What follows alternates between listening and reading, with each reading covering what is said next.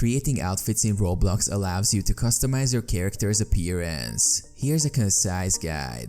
Launch Roblox Studio. Open Roblox Studio and log into your Roblox account. Select your avatar. Go to the avatar section on the Roblox website. Here you can customize your character's appearance. Choose clothing. Browse the Roblox catalog for clothing items, accessories, and hairstyles. Click on items you like and press the wear button to add them to your character.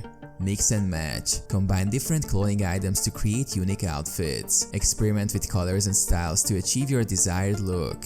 Accessories. Add hats, glasses, necklaces, and other accessories to enhance your outfit. Some accessories may require Robux. Roblox is virtual currency.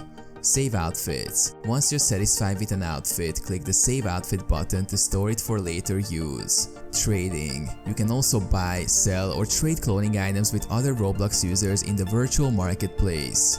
Creating custom clothing. If you want to design your own clothing, you can use Roblox's development tools. Create 2D or 3D clothing using image editing software and upload it to Roblox. Wearing custom clothing. To wear custom clothing, go to your Roblox inventory, find the item and click Wear.